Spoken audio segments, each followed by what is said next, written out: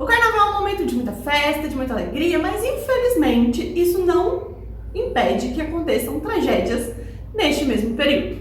Neste caso, a história que vamos te contar hoje não é relacionada à festa em si, mas foi neste período, que foi o incêndio no Grande Avenida, que você confere no vídeo de hoje do Arquitetando Histórias. Roda a vinheta!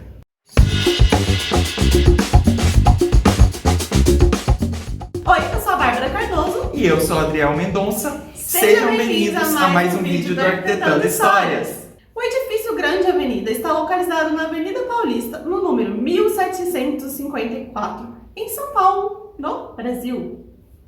Mas por que esse edifício é tão importante? Antes de contar tudo o que aconteceu, é importante conhecer um pouco deste lugar e por que ele é tão emblemático para São Paulo. O edifício foi projetado pelo arquiteto Lucian Korngold, que teve sua construção iniciada no ano de 1962, já quase no finalzinho do movimento moderno, e concluída em 1966 pela Stan Empreendimentos. É uma torre de escritórios com 20 andares mais subsolo, construída em concreto aparente e apresenta o estilo tradicional dentro dos preceitos do modernismo arquitetônico.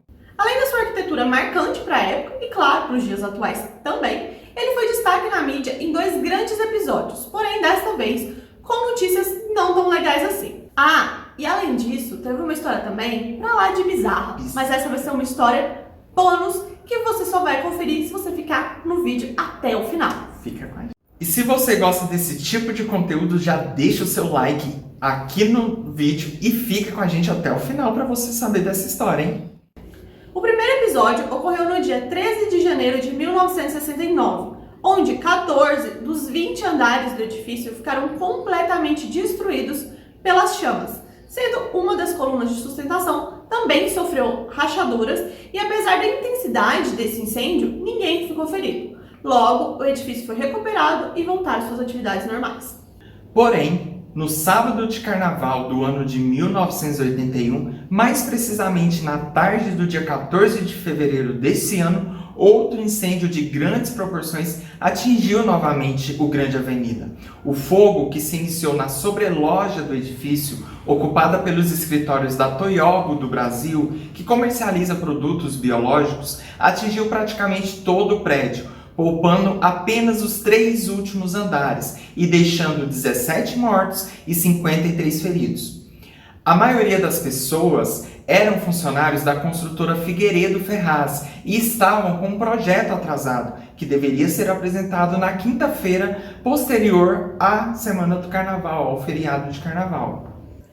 Nos andares queimados ficavam localizadas 3 grandes agências bancárias, muitas salas e escritórios comerciais, além da torre de transmissão da TV Record, que teve sua programação automaticamente interrompida no momento do incêndio. Faltavam poucos minutos para o meio-dia daquele dia, mais precisamente às 11h50, começavam a surgir os primeiros sinais de chamas, quando ocorreu uma sobrecarga no circuito elétrico na parte de baixo do prédio. A precariedade dessas instalações de segurança contribuíram decisivamente para transformar esse episódio numa grande tragédia.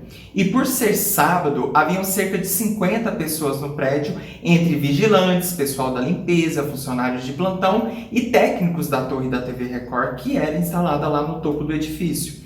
O incêndio começou com um estrondo seguido de alguns focos de chamas.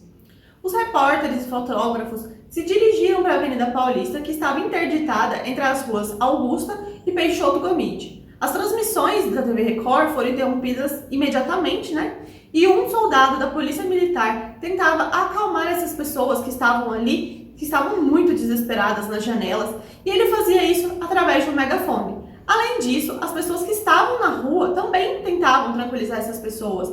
Elas faziam cartazes, escreviam no próprio asfalto com cal, com esse objetivo de tranquilizar as vítimas. E todos ali estavam movidos para essa causa, Tranquilizar essas pessoas.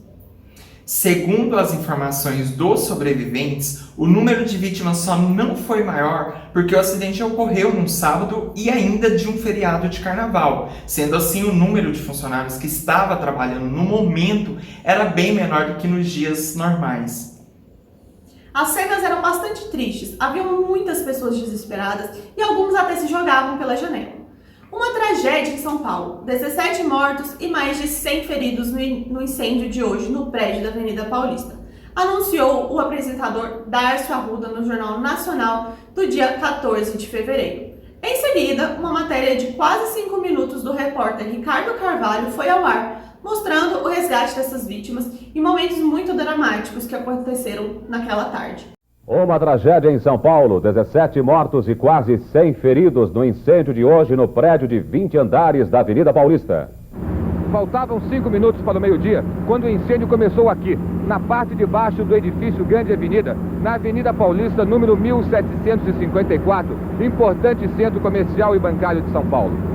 Uma das imagens mais marcantes foi a do auxiliar de escritório Cosme Adolfo Barreira, que, desesperado com a violência das chamas, acabou jogando os 2 filhos pela janela e depois se jogando numa laje que ficava logo abaixo do andar que ele estava.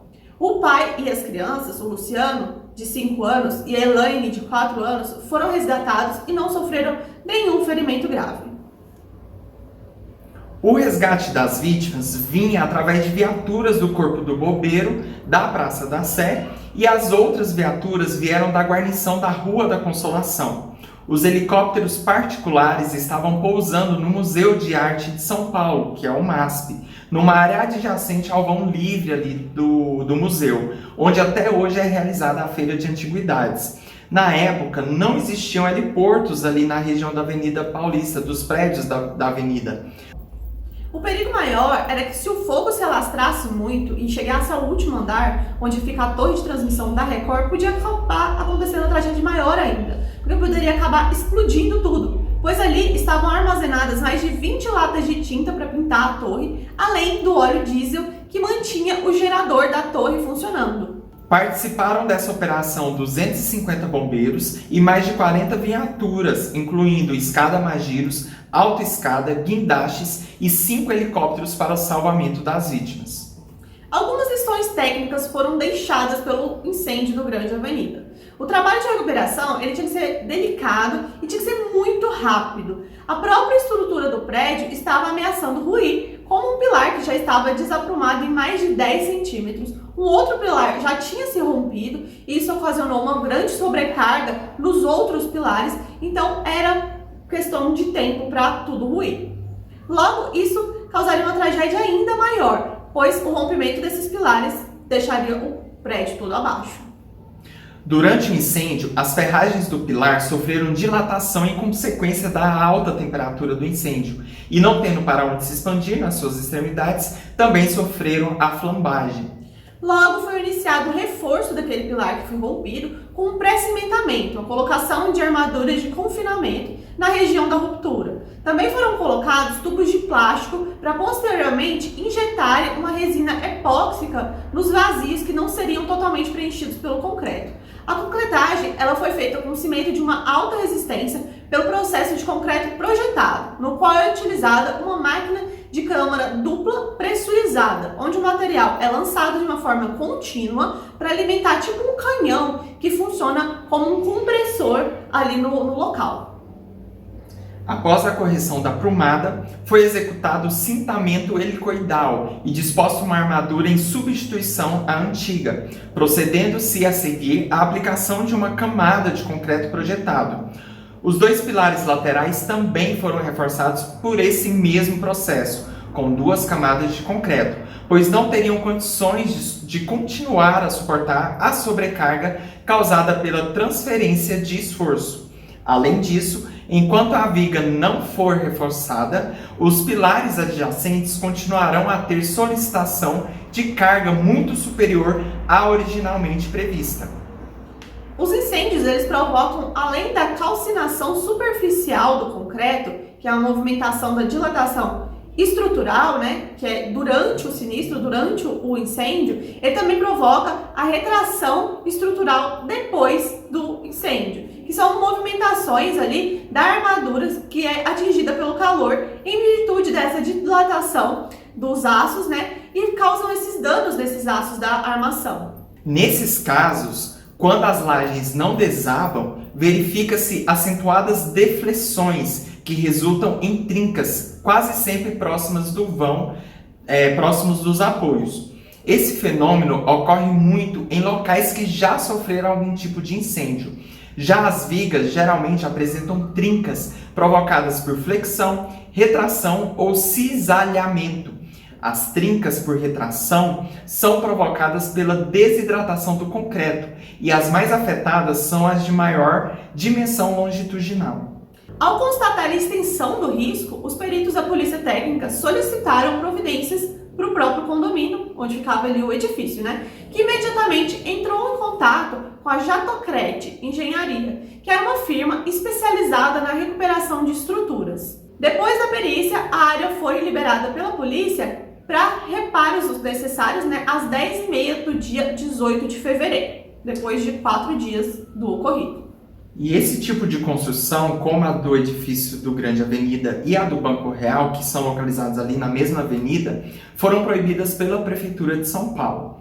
Em 1994 e 2001, foram implantadas por meio de decreto medidas legais de segurança no combate a incêndios.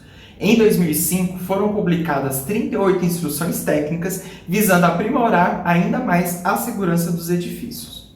Bom, gente, contamos tudo sobre os incêndios. Agora vamos te contar uma história, uma notícia bem bizarra que aconteceu no dia 1º de março de 2013. Mas antes de te contar, se inscreve no canal, já manda esse vídeo para alguém que gosta, para algum amigo aí que se interessa por esse tipo de assunto, para ajudar a fortalecer a nossa amizade aqui, fortalecer a gente trazer mais vídeos para vocês. Essa história bizarra é de uma mulher que entrou no prédio da Avenida Paulista e deixou um presentinho pra lá de inusitado no local.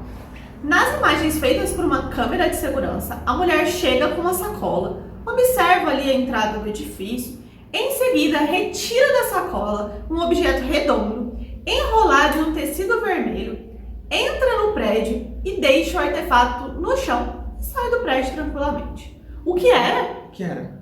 Um crânio humano. Meu Deus!